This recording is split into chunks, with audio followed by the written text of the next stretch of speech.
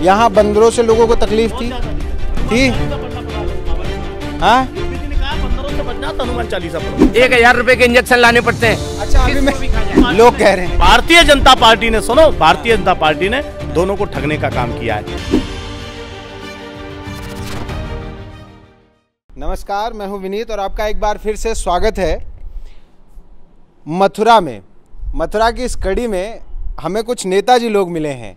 नेताजी लोग में जो सबसे इम्पोर्टेंट नेताजी हैं, इसलिए इम्पोर्टेंट है कि विधायक बनने वाले हैं, इनका कहना है। हमारे साथ हैं नेताजी, इस बार गोवर्धन विधानसभा सीट से चुनाव लड़ेंगे समाजवादी पार्टी से। बाकी का इंट्रोडक्शन नेताजी से ही लेंगे। साथ में कांग्रेस के एक वरिष्ठ नेता हैं, उनका भी इंट्रोडक्शन उन्हीं से बताएंगे कि क्या चल रहा है, कैसे चल रहा है, और अपने बारे में भी बताएंगे जिससे आपको क्लियर रहे। मैं बताऊंगा तो थोड़ा कम बता पाऊंगा क्योंकि इनके बारे में बहुत ज़्यादा नहीं जानता, अचानक मिला हूं और बहुत कम इन्फॉर्मेशन मेरे पास इस वक्त इनके बारे में। तो नेताजी ये बताइए, इस बार गोवर्धन से चुनाव लड़ रहे हैं जी, थोड़ा दर्शकों को अपने बारे में बताइए। मेरा नाम प्रदीप चौधरी है और मैं लगातार क्षेत्र में रहता हूं। पिछली बार 2017 विधानसभा के आम चुनाव में मुझे समाजवादी पार्टी से टिकट मिला था और मुझे सिंबल भी मिला और मैंने नॉमिनेशन भी किया था, लेकिन किसी कारण से जब समझौता हुआ तो कांग्रेस को चली गई। मैंने अपना नामांकन वापस लिया था। अच्छा, आपने 2017 में नामांकन वापस लिया था, इस बार कंफर्म में आप लड़ रहे हैं? हाँ, पार्टी का आदेश से चुनाव लड़ेंगे। बाकी जो राष्ट्रीय अध्यक्ष जी का निर्णय तो सर्वोपरि होगा, लेकिन अभी तक राष्ट्रीय अध्यक्ष जी के आदेश अनुसार जनता में है और काम कर रहे हैं और चुनाव लड़ेंगे। बड़ी सहजता के साथ आप कांग्रेस के नेता के साथ बैठे हैं, फिर गठबंधन हो रहा है क्या? फिलहाल तो प्रियंका जी के निर्देशन में अपना चुनाव अकेले लड़ रहे हैं हम, और हमको आशा है जिस तरीके से हम संघर्ष कर रहे हैं प्रियंका जी के नेतृत्व में, हम निश्चित तौर पर अपने आप को, कांग्रेस की सीटें हमारी बढ़ेंगी और आगे चल के, चूँकि हम धर्मनिरपेक्ष दल से आते हैं, आगे चल के जो सांप्रदायिक पार्टी है उनके खिलाफ हम सब एक होना पड़ेगा, तो उसके लिए हम सहज तैयार हैं। थोड़ा इंट्रोडक्शन अपना दर्शकों को। मैं विनोद चौधरी हूँ, कांग्रेस का वरिष्ठ नेता हूँ जिले का, और पूर्व ब्लॉक प्रमुख हूँ गोवर्धन से, और कांग्रेस का पहले मैं यूथ कांग्रेस का अध्यक्ष रहा, NSY का अध्यक्ष रहा, कांग्रेस का MLA का चुनाव भी लड़ा मैंने। कहाँ से? गोकुल से। अच्छा। उस टाइम पे हमारी गोवर्धन रिजर्व थी, और चुनाव तो सभी लड़ेंगे, सभी दल लड़ रहे हैं अपने। गोकुल किस विधानसभा सीट पे आता है? बलदेव। अच्छा हो गया, पहले गोकुल विधानसभा के नाम से था। अच्छा। और अब वो रिजर्व हो गई है, अब जनरल हमारी गोवर्धन हो गई है सीट। तो कांग्रेस अपना प्रत्याशी लड़ाएगी, पूरे उत्तर प्रदेश में ठाट बाट से चुनाव लड़ेंगे। आप तो नहीं लड़ रहे हैं? अब वो कांग्रेस जो भी आदेश करेगी, हमारी हाईकमान आदेश करेगी उस तरीके से सब। मतलब ऐसा भी हो सकता है कि दोनों लोग एक दूसरे के खिलाफ चुनाव लड़ लें? उनका अलग दल है, हमारा अलग दल है, हम समाजवादी पार्टी से। अच्छा ये बताइए, क्या हुआ है? अभी तो हम मथुरा में हैं खास, तो पूरे मथुरा जिले में कुछ विकास हुआ है, कुछ समस्याएं सुधरी, यहाँ की हालत सुधरे हैं कि जैसा था वैसा ही है? देखो, हालातों की और समस्याओं की अगर आप बात करो तो 2017 से आज 21 हो गया, खत्म होने जा रहा, चुनावी वर्ष है। अभी तक भारतीय जनता पार्टी ने जनपद मथुरा में कोई भी विकास कार्य नहीं करा सिवाय जुमलेबाजी के। आज आप कहीं भी चले जाइए, जो भी आपको विकास दिखेगा मथुरा में, वो समाजवादी पार्टी के मुख्यमंत्री माननीय अखिलेश यादव जी का विकास है। चाहे वो गोवर्धन में आप गए होंगे, बाईपास आपने देखा होगा, वो समाजवादी पार्टी द्वारा बनाया है। गोवर्धन में आपने परिक्रमा मार्ग देखा होगा, जितना भी विकास आज भी काम चल रहा है हमारी सरकार का काम है। गोवर्धन जो रोड 4 लेन है, ये 2016 के टेंडर हैं। 488 करोड़ रुपया समाजवादी पार्टी ने टेंडर जारी करके 80 करोड़ रुपये जारी किया। 5 वर्ष में सरकार ने वो सारे काम बंद कर दिए, काम कराने का कोई काम नहीं किया। आप वृंदावन चले जाइए, साइकिल ट्रैक हो, मल्टी लेवल पार्किंग हो, क्या आपका टूरिस्ट फैसिलिटी सेंटर हो, गोवर्धन को तहसील बनाने का। अब गोवर्धन के लोग बड़े परेशान रहते थे, मथुरा आते थे। गोवर्धन को, अगर गोवर्धन में तहसील और CO सर्किल स्थापित की, वो माननीय अखिलेश यादव जी ने की। फिर भी समाजवादी पार्टी साफ हो गई मथुरा से? नहीं, मथुरा का भौगोलिक स्थिति दूसरे तरीके की है। आप क्यों, मतलब थोड़ा समझाइए मुझे। मथुरा में जाति समीकरण पार्टी के प्रति बहुत कम फिट बैठता है। मथुरा जाट बाहुल्य जिला है, ठाकुर बाहुल्य जिला है, और जाट को मूलतः लोकदल का वोट माना गया आज तक। लेकिन अब हर समाज में, हर जाति में माननीय अखिलेश यादव जी लोकप्रियता और स्वीकार्यता बढ़ रही है लगातार। उसको लेकर के आने वाले भविष्य में समाजवादी पार्टी मथुरा से कम 2 सीट हम लोग जीत कर जाएंगे और सरकार में भागीदार बनेंगे। लोग ऐसा नहीं कह रहे। कौन सी सीट, कौन सी वाली सीट आप बता रहे? जो आप गोवर्धन बहुत अच्छा लड़ेंगे और मथुरा शहर बहुत अच्छा। पिछली बार हम मात्र 700 वोट से मथुरा हारे हैं। 2012 में अगर देखा जाए तो मथुरा सीट मात्र 700 वोट से हमारे 53,000 वोट हमारा प्रत्याशी लेकर आया जाता।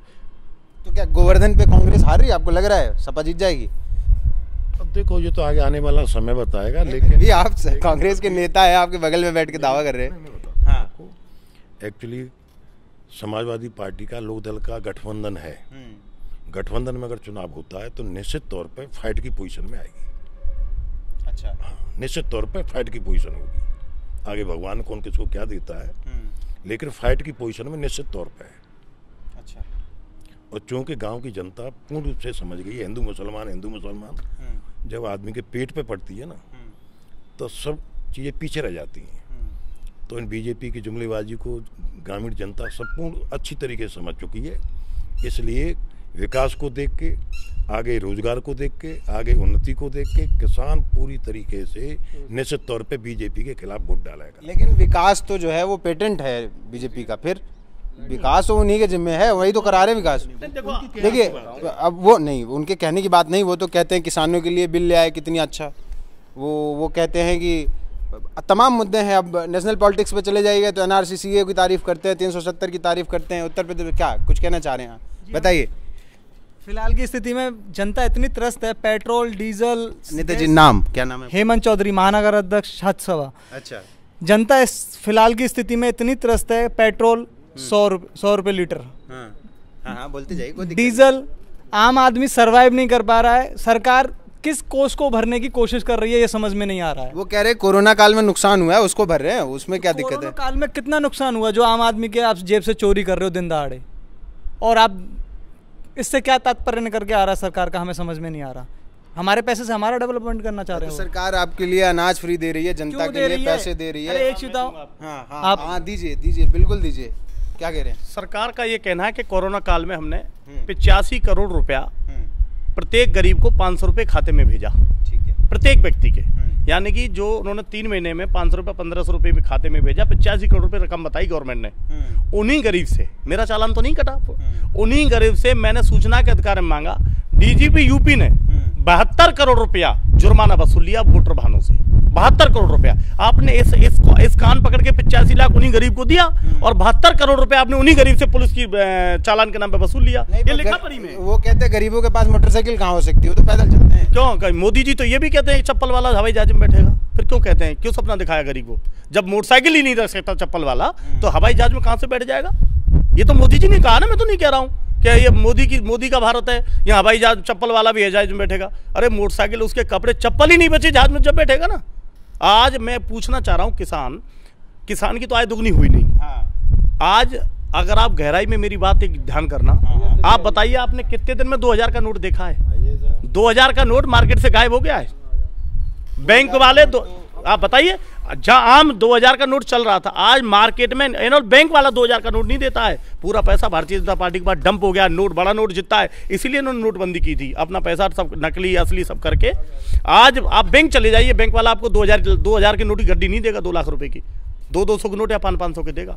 2000 का नोट मार्केट से कैसे गायब हो गया? कहाँ गई करेंसी 2000 की?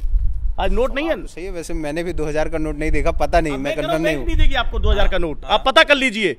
72% 2000 के नोट की करेंसी भारतीय जनता पार्टी के नेताओं के पास जमा हो गई है काले धन के रूप में। कुछ सबूत है? सबूत क्या? आप बैंक में चले जाइए, कल पैसा निकालना 2 लाख रुपए बैंक से, 50,000 रुपए। आपको 2000 के नोट नहीं देगा बैंक वाला। 50,000 होने भी तो चाहिए, सरकार कहाँ से निकालेगी? तुम रहेंगे नहीं ना, तो उन्हीं के पास चले गए पैसे। तो पैसे हमारे पास नहीं है। मैं आपको एक और बहुत बड़ी बात बता रहा हूँ। छोटी छोटी अगर चीजों पे आप जाओगे, कल मैं किसी से बात कर रहा था, भारतीय जनता पार्टी के लोग ये कह रहे हैं कि क्राइम कम हो गया है हमारी सरकार में। आप चैनल से हैं, आप कल किसी न्यायालय में जाना और न्यायालय का रिकॉर्ड निकालना, भारतीय जनता पार्टी पर सब पे कब्जा है, न्यायपालिका पे भी कब्जा है। पूरे 4 वर्ष में 156 में कोई मुकदमे के आदेश नहीं हुए उत्तर प्रदेश में। कोई भी पीड़ित जब झगड़ा होता है तो 2 लोग थाने जाते हैं, एक का मुकदमा लिख जाता है, जो दूसरा नहीं लिखा जाता तो न्यायालय की शरण में जाता है, अपना मुकदमा लिखाता है। 4 वर्ष में 156 के FIR दर्ज नहीं हो रही है। आधा क्राइम तो वैसे ही कम हो जाएगा। अच्छा, FIR दर्ज करके FIR वो क्या बोलते हैं, क्राइम कम कर रहे हैं भाई, दर्ज ही नहीं कर रहे ना। अच्छा, मेरा ये मानना है, जैसे जब 2 पक्षों में झगड़ा होता है, लेकिन वो कह रहे हैं, उनका भी सुनिए, आप ही सब मानेंगे।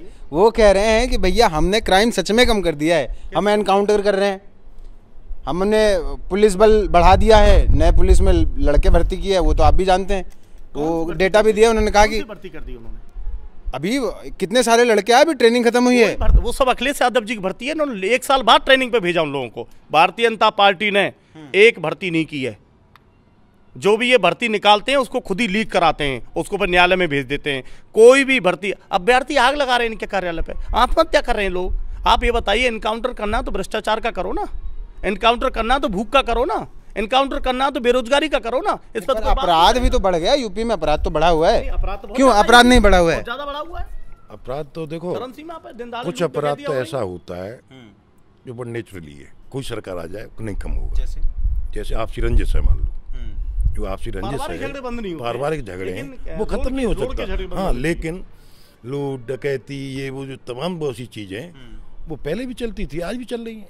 अच्छा एक बात बताओ आप, सबसे बड़ी बात है, चौधरी चरण सिंह ने कहा था, चौधरी चरण सिंह जी, स्वर्गीय चौधरी चरण सिंह देश के हमारे प्रधानमंत्री रहे, उन्होंने कहा था कि गांव की उन्नति गांव में होके खेतों में होके रास्ता जाता है, नंबर 1। नंबर 2, उन्होंने कहा था भ्रष्टाचार खत्म करना है तुम्हें, तो ऊपर राजनीतिक स्तर पे जो भ्रष्टाचार है पहले वो खत्म होगा, उसके बाद नौकरशाही खत्म होगी। यहाँ तो न तो ऊपर राजनीतिक स्तर पे भ्रष्टाचार खत्म हो रहा है, न नौकरशाही खत्म हो रहा है। अब ये बताइए, आप जो जिले में अधिकारी हैं, जब वो अधिकारी अपना टैक्स दे दे के आएंगे, मैं तो एक साफ सीधी बात मानता हूँ, ग्रामीण अंचल का आदमी पुलिस का काम पड़ेगा थाने चौकी पे पड़ेगा, या उसका खेती वगैरह से संबंध काम पड़ेगा तहसील में पड़ेगा राजस्व के हिसाब से। वहाँ चले जाओ, पिछली सरकार से जस्ट तिगुना चौगुना खर्चा हो गया है, सत्यता बता रहा हूँ। आप चाहो किसी वेश बदल के आप थाने में 2 घंटे बैठ जाओ, या तहसील में जाके 2 घंटे बैठ जाओ, हर जगह भ्रष्टाचार 4 गुना 5 गुना हो गया है। जनता त्रस्त है, ऊपर कह रहे हैं ईमानदारी ईमानदारी, लेकिन असलियत में स्थिति ये है, भ्रष्टाचार पहले से कई गुना बढ़ चुका है। मान लीजिए, तो मैंने सुना है यहाँ बस आती टहलने, ऐसा है क्या? हाँ, कभी साल में 1-2-3 दिन के लिए। नहीं, आप लोग विरोधी हैं इसलिए बोल रहे हैं कि सही में नहीं आती है? आती नहीं, कोरोना काल में हेमा मालिनी गायब रही। अच्छा ये बताइए, जो वादे थे यहाँ के लिए, मथुरा के लिए, वो पूरे हो गए? वायदे तो छोड़िए, हाँ। आज मथुरा की हालात हैं, हाँ। एक बरसात हो जाती है, लोग घरों में कैद हो जाते हैं, मेन सड़क पर गंदे के बराबर पानी होता है, लोग तमाम नालों में गिर के मर जाते हैं। हाँ। नगर निगम पूरी तरह फेल है। सरकार का जितनी बदइंतजामी है, जन्माष्टमी वाले दिन अगर 1 घंटे पहले बरसात आ जाए तो त्योहार नहीं मन पाए। इतना बुरा हाल है, इतना बुरा हाल है कि इन लोगों ने मथुरा को नरक बना के रख दिया है। ये लगातार जो उत्सव मनाते हैं, 35 करोड़ रुपया जन्माष्टमी का खर्चा बता रहे हैं लोग, 35 करोड़ रुपया। हो सकता है इस 35 करोड़ रुपए में, हम नहीं कहते हैं त्योहार मनना चाहिए, भगवान कृष्ण आराध्य हमारे, लेकिन जो पैसे का बंदर ज्यादा से ज्यादा 4 से 5 करोड़ रुपए, 6 करोड़ रुपए लगा होगा, पूरा पैसा कमीशन खोरी और दलाली के भीड़ चढ़ गया। हमारे पास पूरी जानकारी है। 35 जानकारी शेयर करिए, कहीं लिखित में है? आपको मैं एक दिन बैठूंगा, हाँ, और आपको एक जानकारी ऐसी दूंगा, मैं व्हाट्सएप नंबर दूंगा, मैं ले लूंगा। आप मुझे सारी जानकारी दीजिएगा। मैं आपको हाँ एक चीज और बता दूं, हाँ, जनपद मथुरा में जितना बड़ा जमीनों पे कब्जा भारतीय जनता पार्टी ने कर लिया है, शायद हो सकता है देश में कहीं ना हुआ। 500 बीघा जमीन की अवैध तरीके से भाजपा के लोगों ने बाउंड्री कर ली है, 500 बीघा की कह रहा हूँ। 8 घंटे में रोड। अच्छा एक सेंसिटिव सवाल है, सुनिए नेताजी, मैं आ रहा था तो कुछ लोग मिले, मैं नहीं कह रहा हूँ, कुछ लोग रास्ते में मिले, मैं ऐसे आ रहा था इधर से गुजरते हुए, पीछे ही एक मंदिर है बाबा जय गुरुदेव का, लोग कह रहे हैं कि इन्होंने भी जमीन कब्जा कर रखी है। नहीं, ये देखो मेरी बात सुनो। नहीं, मैं ये कह रहा हूँ, मेरी बात, जय गुरुदेव बाबा की कब्जा की हो तो गवर्नमेंट किसकी है? तोड़ दें। हम क्या कब्जा करा रहे हैं, या हम सिफारसी हैं जय गुरुदेव बाबा के? बाबा जाने। नहीं, वो लोग बता रहे हैं कि सबसे ज्यादा कब्जा उन्होंने किया, आप किसी और पे आरोप लगा रहे हैं। हम क्या, हमारा क्या मतलब है? जय गुरुदेव बाबा समाजवादी पार्टी के सदस्य हैं क्या वो? नहीं, हमने मैं ये कह रहा हूँ, मेरी बात तो सुनिए, मैं दूसरी बात कह रहा हूँ, मेरी बात तो सुनिए, तोड़वा देने योगी जी क्या कर आपने रहे हैं? उनका नाम क्यों नहीं लिया? मैं तो भूमाफियाओं की कह रहा हूँ, जिससे कब्जा किया सब ले वापस ले। मैंने किया तो मेरा तोड़ दिया आगे। आपकी सरकार आएगी तो वापस ले लेंगे? बिल्कुल, सबके खिलाफ कार्रवाई होगी। और जय गुरुदेव मंदिर पर तो हमने ये सुना है कि बिल्डोजर भी चला था 2-3 जगह, 2-2 दीवार तोड़ करके। 4 दिन बाद पंकज बाबा योगी जी के साथ बैठ के सम्मान करा के लौट के चले आए। क्या सेटिंग हुई हमें क्या पता, हम फोटो दे देंगे आपको। जिस 2 दिन पहले विभाग ने बाउंड्री तोड़ी जय गुरुदेव बाबा के आसपास में 2 जमीनों की, बाउंड्री तोड़ने के बाद में जिस दिन तोड़ी जा रही थी तो अवैध कब्जा था, अब वो बाउंड्री भी वहीं लग गई। और पंकज बाबा जिनको ये कहा जा रहा है जमीन सरकारी घिरे हैं, बिल्कुल बराबर सोफे पे बैठ के योगी जी उनका सम्मान कर रहे थे। क्या सेटिंग है भाई ये? अब कहाँ गए? अब वो स्वच्छ हो गए, अब उन्होंने कोई कब्जा नहीं किया है। ये सब लोग धोखेबाज हैं, झूठे हैं। मतलब मारेंगे, एकदम धुआं उड़ा देंगे, कुछ मौका नहीं दीजिएगा हमें बोलने का।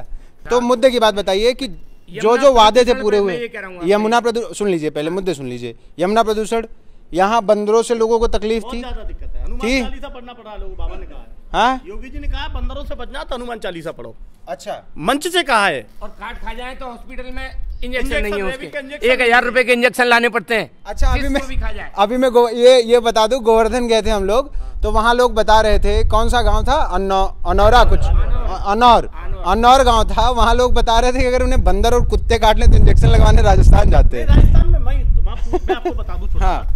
जो हमारा परिक्रमा मार्ग है हाँ उसमें 3 किलोमीटर का हिस्सा राजस्थान का पड़ता है। हाँ। तो आने और पार करते ही राजस्थान लग जाता है परिक्रमा में। हाँ। तो पूछ रही है तो भरतपुर कुमार CSC है एक, हाँ। और आने और का आधा मथुरा तक लोग गोबर वहां पे उपलब्ध है राजस्थान सरकार की तरफ से। हाँ। तो बेचारे वहां जाके इंजेक्शन लगवा रहे हैं राजस्थान में।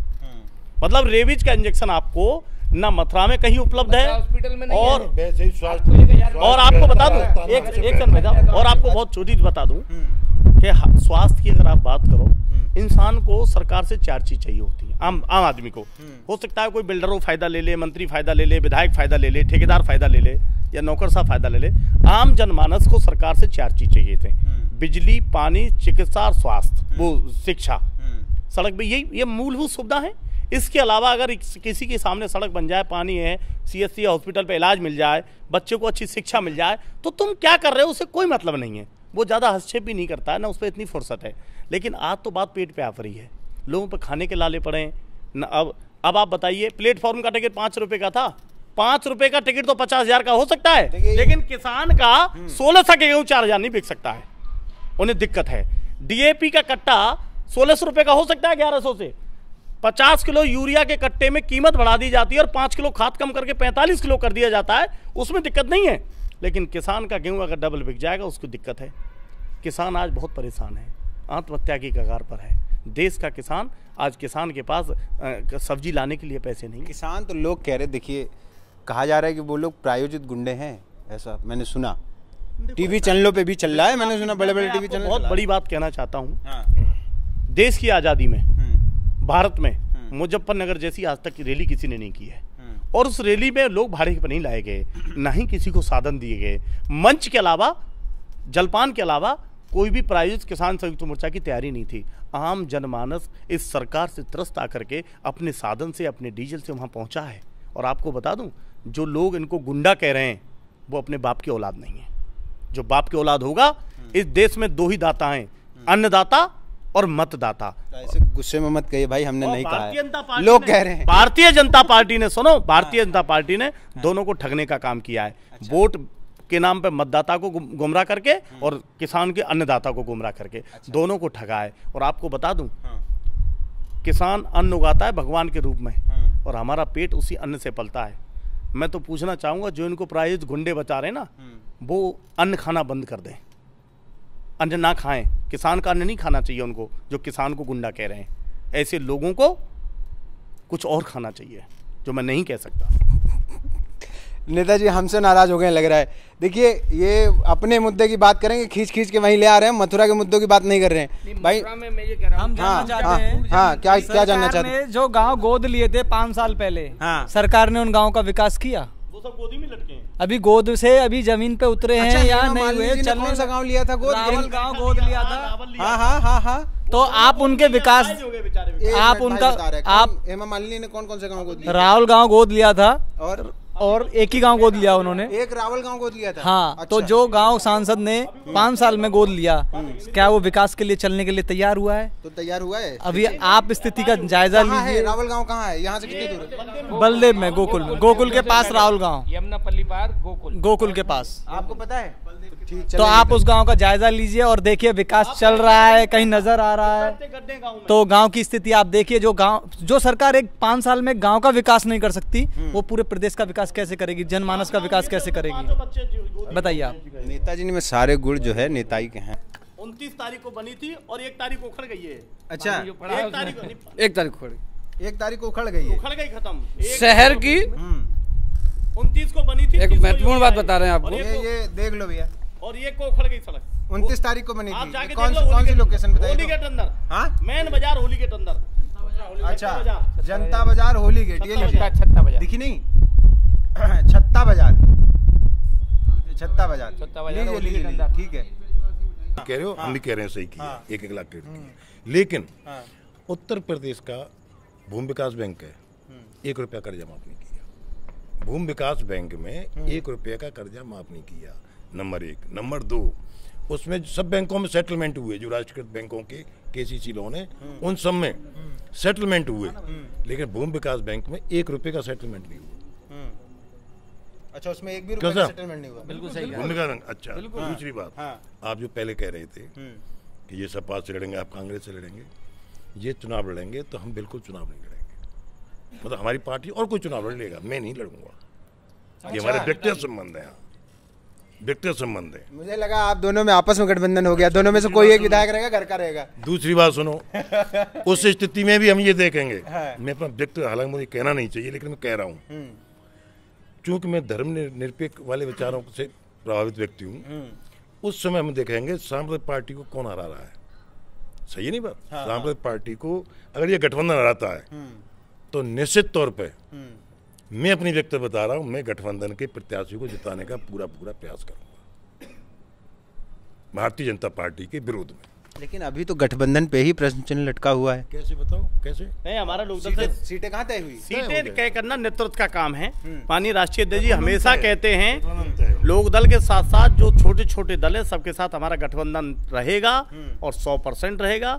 और अभी आपको सीट शेयरिंग का भी बहुत जल्दी दोनों नेता बैठ के, तीनों नेता जो भी हमारे गठबंधन में, वो उनका काम है, तय कर लेंगे और जो हमें आदेश करेंगे हम उसका पालन करेंगे, हम सिपाही हैं उनके। उड़ती उड़ती खबर आ रही है कि कुछ बन नहीं पा रहा मामला। नहीं, कोई ये सब अफवाह बीजेपी फैला रही है। माननीय जैन जी और माननीय अखिलेश यादव जी मिलकर चुनाव लड़ेंगे और भारतीय जनता पार्टी को इस प्रदेश से उखाड़ फेंकने का काम करेंगे। इस बार कांग्रेस को छोड़ दिया आपने? नहीं, कांग्रेस से तो हम नहीं करें। हमने अखिलेश जी, कांग्रेस बड़ा दल है ना, केंद्र, ऐसा है ना, कांग्रेस बड़ा दल है देश में। नहीं, मैं बता रहा हूँ, कांग्रेस बड़ा दल है, देश में कहीं भी लड़े। हम तो भाई स्टेट लेवल की पार्टी हैं, इसलिए हमने। पिछली बार क्यों आ गए थे आप कांग्रेस के साथ? पिछली बार हम आ गए तो ये तो प्रैक्टिकल है, राजनीति में होते रहते हैं। आप कभी किसान फसल गेहूं बोता है, अच्छा नहीं होता तो चना बो देता है। नेताजी, अच्छा एक बात सुनिए मेरी। नेताजी, एक आरोप लग रहा है कांग्रेस के नेतृत्व पे, आप बैठे रहे, कोई दिक्कत नहीं। कांग्रेस के नेतृत्व पे एक आरोप लग रहा है कि राष्ट्रीय दल होने के बाद सपा से गठबंधन करके उन्होंने साख गिरा ली, 28 सीट थी 7 पे आ गए। क्या किया ये? ऐसी कोई बात नहीं है। ये तो देखो, हिंदू मुसलमान करके बड़ी बड़ी झूठे वायदे बोलकर और जुमलों के तौर पे ये आ गए। जिस तरीके से केंद्र में आए, इस तरीके से स्टेट में आ गए। अब स्टेट में आने के बाद ऐसे जो गधा के मुड़ पे सींग होता है ना, ब्रज भाषा में बोलते हैं, गधा के मुड़ से सींग, ऐसे इस तरीके से उत्तर प्रदेश से इनका पलायन होगा निश्चित तौर पर। क्यों? आत्मासी में देखो, मैं किसान हूँ, सब छोड़ो, ठीक है, राजनीति आपसी मतलब प्रतिस्पर्धा होती है, एक दूसरे की आलोचना करते हैं, ठीक है, लेकिन मैं एक बात कहता हूँ, मैं चूंकि किसान का बेटा हूँ, खुद किसान हूँ इस समय। आज की तारीख में भाई साहब, किसान इतना दुखी है, इन झूठे बेईमानों को शर्म नहीं लगती है झूठ बोलने में। आज की तारीख में डीजल क्या भाव है? कोई पानी जब सिंचाई करता है, डीजल लेके आता है तो किसान की आत्मा रोती है। जब किसान फसल लेके, यही धान की फसल कांग्रेस के टाइम पे 4,500 5,000 रुपये प्रति क्विंटल बिकी थी, आज की तारीख में 900 1000 1200 रुपये। पहले से एक महंगाई बढ़ी है या घटी है? नंबर 1। नंबर, उस टाइम पे खाद का रेट क्या था, दवाइयों का रेट क्या था, जीएसटी। अब दवाई के रेट कहाँ से कहाँ पहुँच गए, खाद के रेट कहाँ से कहाँ पहुँच गए। और सबसे बड़ी मार किसान पे। इस देश में पहली बार किसानों के साथ वो कुठाराघात नरेंद्र मोदी ने किया है, वो किया है जीएसटी के रूप में। किसान की जो भी एग्रीकल्चर, जो भी किसान के उपयोग में आने वाली चीजें हैं, कृषि यंत्र हैं या दवाइयाँ हैं, जो कुछ भी चीज़ है उपभोग के तौर पे जितनी भी चीजें हैं, उपभोक्ता की हैसियत से किसान को 28% जीएसटी देनी पड़ रही है। क्या दवाइयों में और क्या कृषि यंत्रों में, ट्रैक्टर में, हैरों में, कल्टीवेटर में, जितने भी कृषि यंत्र हैं सब में 28% जीएसटी। बताओ किसान का क्या होगा? किसान मरा जा रहा है। किसान की पोजीशन ये हो गई है, न खाने का न निकलने का। मानो 2 बेटे हैं, सर्विस लग नहीं रही है उनकी नौकरी। पहले तो कहीं भी प्राइवेट फैक्ट्री में चले जाते, 10-12-15 हज़ार रुपये कमा लेता था। तो अब नहीं मिल रही? नहीं मिल रही, कहीं नहीं है। फैक्ट्रियाँ चल तो रही हैं। अरे भाई साहब, ये स्थिति है, इतनी फैक्ट्री चल रही है, जो पहले लेबर थी ना कंटिन्यूअस, वो लेबर भी नहीं है, उसे भी निकाल दिया, आधा कर दिया है, काम ही नहीं है आदमी पे।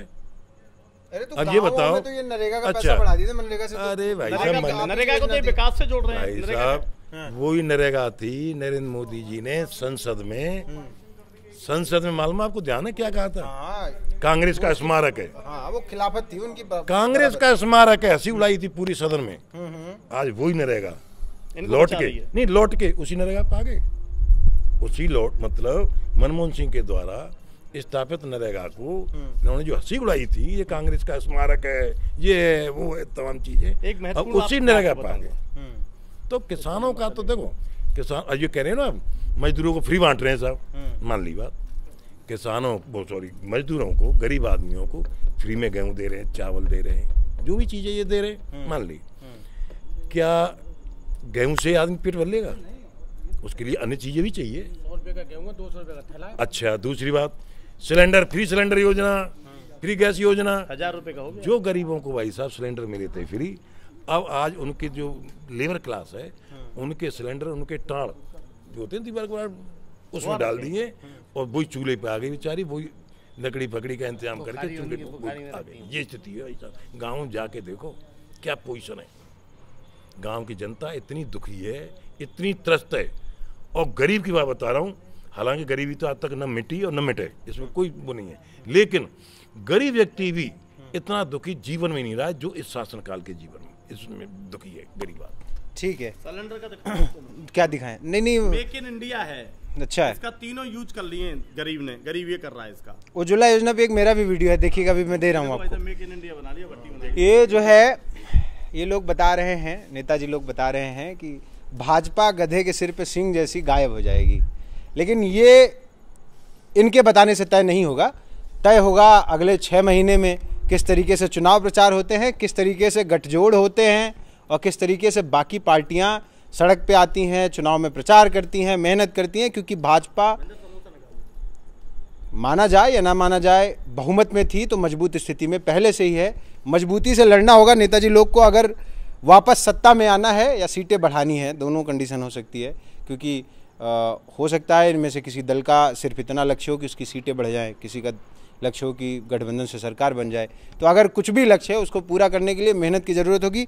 बाकी क्या होगा चुनाव में, ये चुनाव के बाद ही तय होगा। बने रहिए खबरदार के साथ, हम आपको और भी ऐसे ही स्टोरीज से, ऐसे ही लोगों से, ऐसी ही कहानियों से, बातचीत से मिलाते रहेंगे। धन्यवाद।